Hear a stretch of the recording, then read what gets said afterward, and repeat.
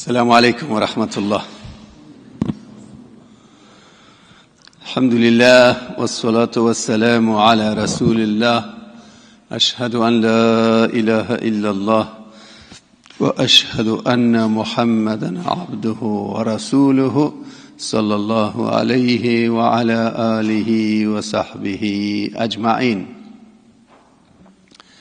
In our Fajr Tafseer, we are in Surah Al-Talaq, Surah number 65. We have reached verse number 8. Verse number 8 and onwards are the concluding remarks about disobedience of Allah subhanahu wa ta'ala, especially in reference to the orders that Allah gave for talaq, that if people do not listen to Allah and do not obey, what would happen to them, and if they reject. Because important commands were given in this surah. Now verse number 8 says, وَكَأَيٍّ مِّن قَرْيَةٍ عَتَتْ عَنْ أَمْرِ رَبِّهَا وَرُسُلِهِ فَحَاسَبْنَاهَا حِسَابًا شَدِيدًا وَعَذَّبْنَاهَا عَذَابًا نُكْرًا. Allah says that look at the history. How many different places or towns or countries that who have the people of those places, they have disobeyed, they have become rebellious against the commands of Allah subhanahu wa ta'ala and their Rabb and their messenger. How Allah subhanahu wa ta'ala have called them into account. How فَحَاسَبْنَاهَا حِسَابًا شَدِيدًا.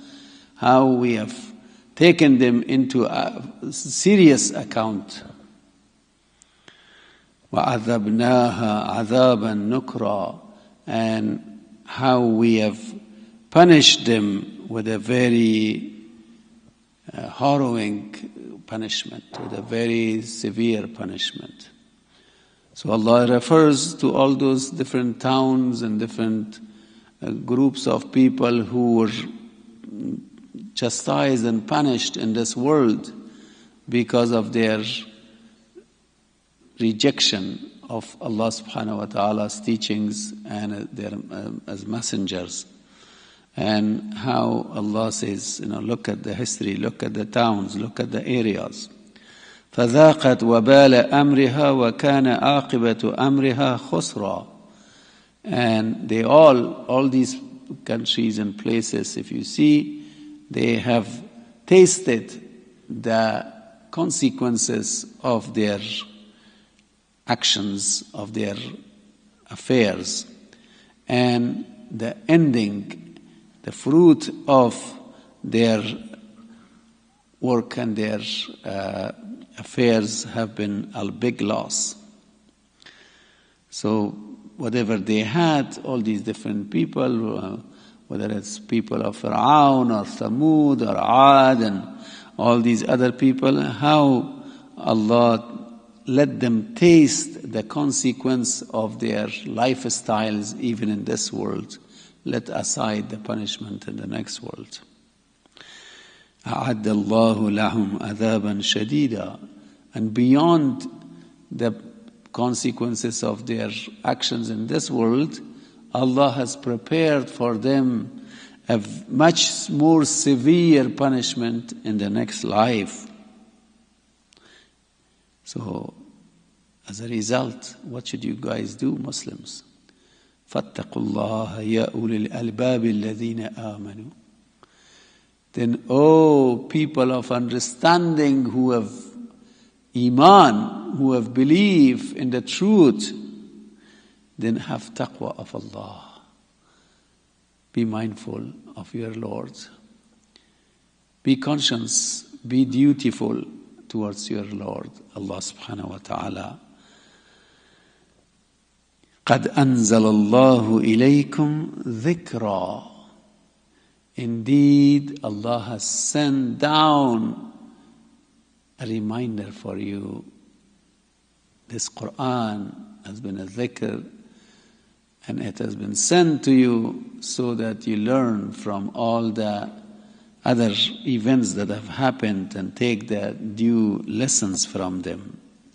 And the dhikr that has come to you, رَسُولًا يَتْلُو عَلَيْكُمْ آيَاتِ اللَّهِ مُبَيِّنَاتٍ لِيُخْرِجَ الَّذِينَ آمَنُوا وَعَمِلُوا الصَّالِحَاتِ مِنَ الظُّلُمَاتِ إِلَى النُّورِ. The dhikr that has come to you, this Quran, it is being recited to you by a messenger. The ayat, the verses that have clear guidance for you. The verses that are very explicit to guide you. And for what purpose these verses have come to you? لِيُخْرِجَ الَّذِينَ آمَنُوا وَعَمِلُوا الصَّالِحَاتِ. So that Allah brings out those people who believe in Him and believe in the truth, and those people who do their good deeds, Allah will bring them out of all kinds of darknesses into the light. And this is an objective of Quran. Allah has said also in many places, including beginning of Surah Ibrahim, that كتاب أنزلناه إليك لتخرج الناس من الظلمات إلى النور بإذن ربهم إلى صراط العزيز الحميد. Allah says that this book that we have sent down to you, what is the purpose of this book? So that people come from darknesses into the light. Darkness, all kinds of darkness. Darkness of ignorance. Darkness of disbelief. Darkness of hypocrisy. All kinds of other darknesses. Allah brings people out of those darknesses into the light. Imagine if this hall is dark and the light is off and there is no light at all in this hall. Pitch dark. How hard it is to find something here. And how hard it is to make a decision, what should I do in this room? Or to say we all have to leave, how easily we can harm each other as we are leaving this hall. And when we go there, light, wow, all of a sudden in the other room we go and there's light. How great blessing it becomes that you can see easily people, you can see easily how I can find what is what. Right? You can easily distinguish the good from the bad, the truth from the falsehood. This is the purpose of Quran, the guidance that Allah has sent to put us in light and get us out of those darknesses. So people who do not believe in this Quran, people who do not follow the teachings of this Quran, basically they are living in darkness. Whether they admit it or not, no matter how much education they have, how many degrees they have, how much wealth they have, they are living in darknesses. And they don't even realize that we are in a dark room, in a dark place. وَمَن يُؤْمِن بِاللَّهِ وَيَعْمَلْ صَالِحًا يُدْخِلْهُ جَنَّاتٍ تَجْرِي مِن تَحْتِهَا الْأَنْهَارُ خَالِدِينَ فِيهَا أَبَدًا. And whoever believes in Allah and does good deeds, believe and good deeds, Allah will enter them. Not only in this world, they will be removed from the darknesses and brought into the light, but in the next world, Allah will have them enter into paradise, Jannah, under which rivers flow and water flow. There are all kinds of water flow. خالدين فيها أبدا, and they will be there forever. قد أحسن الله له رزقا, and Allah has given them and prepared for them and has made all kinds of excellent provisions for them. All kinds of provisions that you can't imagine that Allah has prepared. So if people follow this book and the teachings of this book, they will live into light in this world, they can easily understand this is kufr, this is iman, this is halal, this is haram, this is useful, this is harmful, this is good, this is bad.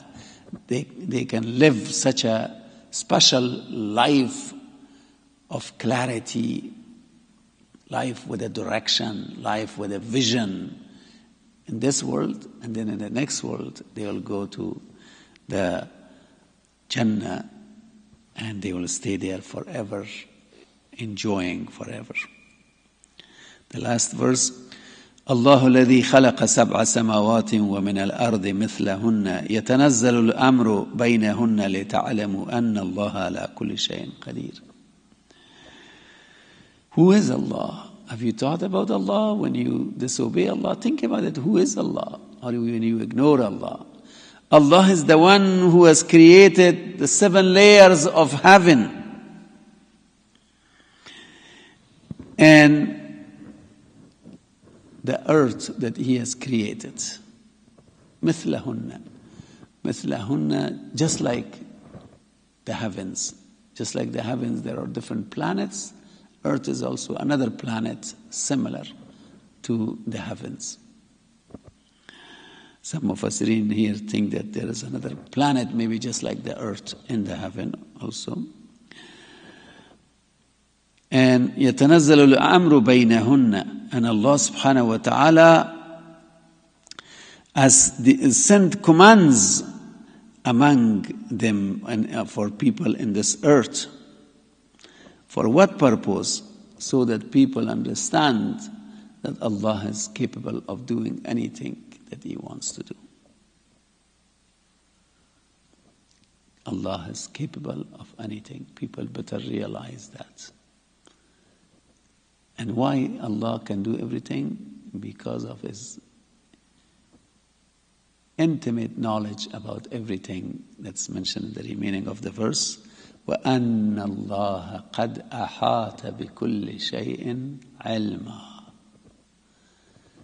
Because Allah has encompassed everything with His knowledge. Allah has encompassed everything with knowledge. Allah has detailed knowledge of every little thing and big thing, the outside of it, the inside of it, all the details. For example, in our body, Allah has the full knowledge of every organ of our body and how they function and what is going on there, and the molecular structure and the cellular structure and all aspects of our body. Allah has full knowledge. And the interactions between these different organs. And Allah has full knowledge about everything else in this universe and every planet and every part of the planet. Allah has knowledge. So these two things are very important about Allah. Knowledge of Allah and powers of Allah. Allah is able to do anything and Allah has full knowledge. When you put these two things together, then you realize who is Allah just by these two things. And then the third thing that makes this more complete, the wisdom of Allah. Hakim, Alim, Hakim, and Aziz. Ya Qawi. That Allah is powerful, Allah is knowledgeable, and Allah is also wise. Meaning that He uses His knowledge wisely. He uses His power wisely. And whatever He says, whatever He does, there are hundreds and thousands and millions of reasons behind why He says that. There are millions of benefits behind anything for human beings that Allah asks us to do. There are all kinds of wisdom behind anything. So the conclusion is about talaq, that Allah gave certain commands in the first 8 verses, and then the next 3-4 verses, Allah gives these conclusions that if you realize who Allah is, how careful you should be to obey and to follow the teachings of Allah in your life, in your family life, and in your individual life, and how Allah will take you out of darknesses into the light, how we will give you Jannah in the next world, and how Allah is able to do anything for you and for others. That's the end of Surah Al-Talaq. May Allah subhanahu wa ta'ala help us to reflect on these verses. Ya Allah, help us to better understand these verses. Ya Allah, help us to better understand your guidance and your teachings. Ya Allah, help us to apply these teachings in better ways in our lives. Ya Allah, protect us from failing in your path and in your obedience. Ya Allah, help us to share these teachings with others around us and the family and friends. Ya Allah, help us to become active Muslims and live as active Muslims. Ya Allah, help us to be ambassadors of Islam. Ya Allah, accept our dua for all of us and all Muslims all over the world. Subhana rabbika rabbil izzati amma yasifun wa salamun ala al-mursaleen walhamdulillahi rabbil alameen. Ameen. Jazakumullahu khairan. Have a beautiful, nice day.